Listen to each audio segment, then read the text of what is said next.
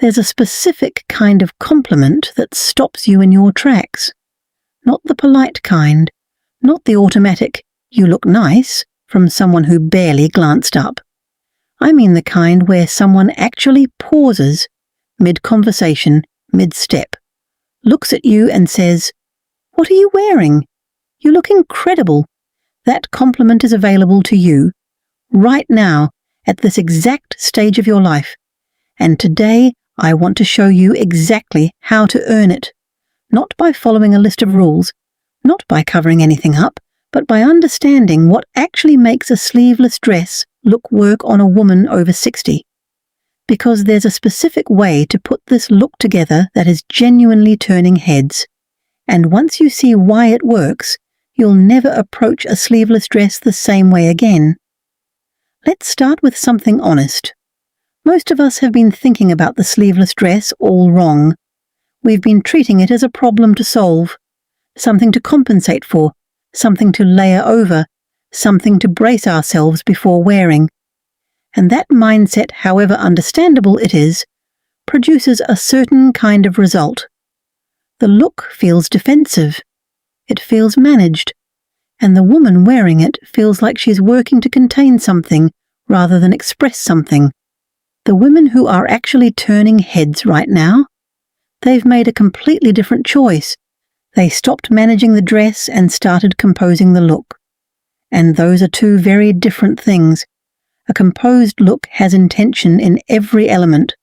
The dress, yes, but also what moves with it, what sits at the neckline, what draws the eye, what finishes at the wrist, what the shoes do to the silhouette. When all of those pieces are working together, the result isn't just an outfit. It's a presence. And presence is what turns heads. So let me walk you through exactly how to build that. The dress itself, and what makes the difference. Not every sleeveless dress is created equally, and the first thing worth understanding is that the specific details of the dress, the strap, the neckline, the silhouette, the fabric, are doing far more work than most people realize. Let's talk about straps first, because this is one of those small details that has an outsized effect. Very thin spaghetti straps are one of the most common choices, and on a hanger they look absolutely beautiful. But here's what happens on a real body. A very thin line next to a wider surface, the shoulder, the upper arm, creates a visual contrast that actually makes that surface appear larger by comparison. The strap looks like it's struggling, and that tension reads on the body. What works instead is what I think of as a proper strap, at least 3 fingers wide, ideally more. A wider strap anchors the shoulder. It covers the junction between the shoulder and the upper arm, usually the area we're most aware of, and it creates a clean, vertical line that draws the eye upward toward your face rather than outward. It also, practically speaking, means you can wear a real bra with full confidence. That alone is worth everything. Now the neckline. A square or straight horizontal neckline cuts across the chest and directs the eye, instinctively, automatically, straight out toward the sides. That's the last thing we want. A deep V-neck, an asymmetrical line, or a soft cowl neck all do something completely different. They create a diagonal or a downward pull that draws the gaze inward and upward toward the face. When you pair that with a beautiful pendant or a statement earring, you've essentially built a visual pathway straight to you, and that is exactly where you want the attention. Silhouette, a soft A-line or a wrap style are both working beautifully right now for this age group. The A-line skims the bodice and gently flares from the waist or hip. It creates shape without cling. The wrap dress adds its own diagonal line at the front, defines the waist naturally, and moves gracefully when you walk.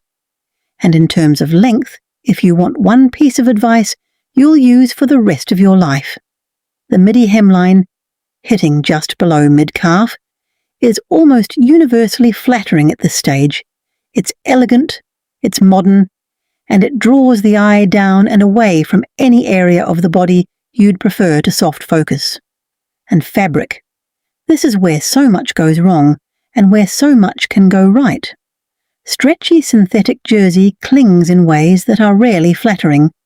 Shiny polyester reflects light in ways that emphasize rather than glide over texture. What actually works is fluid silk, crepe, matte jersey, linen, or cotton linen blend. These fabrics either skim the body or hold their shape away from it. They don't tell stories you didn't ask them to tell. A dress in fluid crepe or a well-structured linen has a completely different visual effect than the same shape in a clingy knit, and that difference is significant. If you're finding this helpful, and I hope you are, this channel is here every week with exactly this kind of specific, practical guidance for women who are done with vague advice and ready for things that actually work. If you haven't subscribed yet, there's a button right below this video, and I would genuinely love for you to be part of this community. The layering piece, and why this changes everything. Here's where the look goes from pretty to memorable. The layering piece is not a cover-up. I want to be very clear about that. A cover-up is something you reach for because you're uncertain. A layering piece is something you choose because it completes the picture. The distinction is in the intention, and it shows. What's working right now, what is genuinely drawing admiring glances, is the sheer silk chiffon duster or kimono in a tonal or matching color to the dress. This is a long, flowing, often open layer that moves when you move. It creates length. It creates dimension. And because it's sheer, it provides the softest, most sophisticated kind of coverage, the kind that suggests rather than conceals. When the light catches it and you can see the dress beneath, it creates a layered, luxurious effect that looks like a designer thought of it, which, essentially, you did. The key to making this look expensive rather than accidental is color harmony. If your dress is a deep sage green, your duster should be the same sage or a barely there whisper lighter. If your dress is warm blush, the layer should live in that same family. When the tones align this closely, the combination reads as intentional, as if the dress was designed to be worn exactly this way. Other layering pieces that are working beautifully right now: a long silk cardigan that falls in an unbroken vertical line, nothing chunky, nothing cropped, nothing that breaks the silhouette in half, or a relaxed linen overshirt left unbuttoned and tied with a soft knot at the natural waist. This gives you structure, texture contrast, and a defined waist all at once. Or a tailored blazer worn open, draped loosely, or even thrown over the shoulders in that effortlessly polished way that fashion people have always known and the rest of us are finally claiming. What these all have in common: they add to the look rather than apologizing for it. They say, I chose this, and that intention is the whole difference. The accessories, where the look becomes a statement. This is the part that most women underinvest in, and it's where the most dramatic transformation is available to you with the least amount of effort. A well-chosen accessory on a sleeveless dress does something very specific. It creates a focal point. And when the focal point is spectacular, everything else in the image, including the arms, becomes the beautiful background surrounding something worth looking at. A long pendant necklace is one of the most powerful tools in this context. It creates a vertical line down the center of the body, it draws the eye in and down rather than out, and it places something interesting right at the heart of the composition. Pair that with a bold drop earring, a chandelier, a dramatic hoop, something with weight and presence, and you've just built a frame around your face that makes it impossible for anyone to look anywhere else. One more detail worth mentioning: a single cuff bracelet worn at the wrist, not mid-arm, the wrist. because the wrist and forearm on most women over 60 remain genuinely elegant, lean and fine-boned and lovely. Drawing attention there with a beautiful cuff or a stack of fine bracelets creates a moment of visual interest at exactly the right place. And shoes, don't underestimate what they do to the whole silhouette. A sleeveless midi dress with a flat, casual shoe can feel shapeless and unresolved. The same dress with a low block heel, a wedge, or even a pointed toe flat immediately creates elongation. It gives the whole look a verticality that pulls everything together. You don't need height. You need a line. I'm genuinely curious about something. Of everything we've talked about so far, the strap width, the layering piece, the accessories, is there one thing that surprised you? Something you hadn't considered before? Drop it in the comments. I read every single one, and I love knowing what lands. Colour, and why this is where the head turning really happens. Here's the thing about colour that doesn't get said often enough. The shades that worked for you at 40 may not be doing their best work for you now. That's not a loss. It's actually an opportunity, because the palette that flatters you today can be more beautiful, more sophisticated, and more striking than anything you wore before. When hair transitions to grey, silver, or white, the contrast relationship between your hair, your skin, and your eyes shifts. Cool-toned colours, soft lavender, powder blue, dusty rose, dove grey, icy sage, suddenly harmonise with silver tones in a way that creates a cohesive, luminous effect. It's not an accident that women with silver hair in these shades look extraordinary.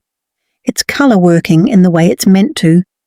If your hair carries warmer tones, that golden grey, that warm silver, salt and pepper with honey in it, then warm terracotta, dusty coral, warm ivory, soft camel, and rich burgundy will make your skin glow in ways that cooler shades simply can't match. And for women with deep or olive skin tones, colour is your greatest ally. Rich jewel tones, cobalt, magenta, deep emerald, saffron, burnt orange, create a visual presence that is genuinely breathtaking. High contrast works in your favour at every age. One quick note on what tends not to work across the board. Harsh, cold white worn close to the face can reflect in ways that flatten the skin and emphasize texture. Soft ivory, warm cream, or a shade with just a touch of warmth or saturation in it will almost always be more flattering. And jet black directly at the neckline, without a softening accessory or a layer with some warmth. It can make the face appear stark rather than striking. Add a colourful scarf, a warm-toned necklace, or a blush-toned underlayer, and suddenly that black dress comes alive. The finishing touch. Makeup that completes the picture. A beautifully composed, sleeveless look deserves a face that holds its own within it. If you're wearing a cool-toned dress, lavender, dusty rose, soft blue, a soft berry or mauve lipstick and a cool rosy blush create cohesion. If you're in warm terracotta or coral, a peachy nude lip and a warm apricot blush keep the palette singing. And for jewel tones, a slightly deeper lip, a soft plum, a warm brick, a rich berry, gives the face the presence it needs to match the dress. One universal note, a soft highlighter placed on the top of the cheekbones, the bridge of the nose, and just beneath the brow bone creates a luminosity that reads as healthy, youthful energy. Not shimmer, not glitter, just light. And defined brows, genuinely beautifully shaped brows, do more for the face in a sleeveless look than almost anything else. When you're wearing something that draws attention upward, the brows are the first thing the eye finds. Make them worth finding. Here's what I want you to take away from all of this. The women who are turning heads in sleeveless dresses right now are not turning heads because of their bodies. They're turning heads because of their certainty, because they walked into a room in something they chose deliberately, put together thoughtfully, and wore without apology. That certainty, that sense of a woman who has arrived and knows it, is the most beautiful thing anyone can wear. The dress is just the beginning. The strap, the neckline, the layering piece, the pendant, the colour, the heel. Each one is a quiet choice that says, I thought about this. I chose this. I'm here. And when all those choices come together, that's what makes someone stop mid-step and say, You look incredible. That's the look. And it's yours. Thank you so much for spending this time with me today. If you know someone who's been hesitating over a sleeveless dress hanging in her wardrobe, please share this video with her. Sometimes we just need someone to show us that it's possible. And if you haven't subscribed yet, I'd love to have you here every week. There's a button right below, and this community is one of the warmest places I know. I'll see you in the next one.